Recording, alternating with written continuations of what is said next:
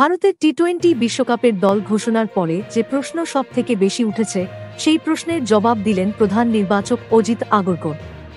৪৮ ঘণ্টা পর মঙ্গলবার টি-20 বিশ্বকাপের জন্য ভারতের যে দল ঘোষণা করা হয়েছে তাতে জায়গা পাননি রিঙ্কু সিংহ।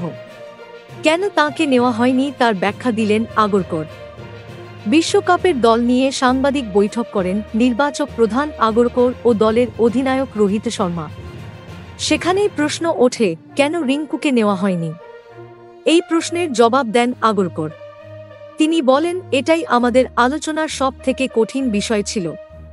রিঙ্কুর কোনো দোষ নেই, সবটাই দলের ভারসাম্যের কথা মাথায় রেখে করা। রোহিতকে বেশি বিকল্প দিতে গিয়েই রিঙ্কুকে দলে রাখা সম্ভব হয়নি বলে জানিয়ে দিয়েছেন আগরকর। তিনি বলেন, দুজন রিস্ট স্পিনার রয়েছে, এতে রোহিতের হাতে বিকল্প বাড়বে। এটা খুবই দুর্ভাগ্যজনক। রিঙ্কু রিজার্ভে রয়েছে, এর থেকেই বোঝা যাচ্ছে ১৫ জনের দলে ঢোকার কত কাছে ও এসেছিল। কিন্তু দিনের শেষে আপনি ১৫ জনকেই নিতে পারবেন, তাই রিঙ্কুর জায়গা হয়নি।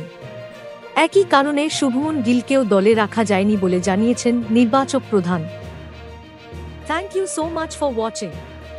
Subscribe our channel and press the bell icon for more updates.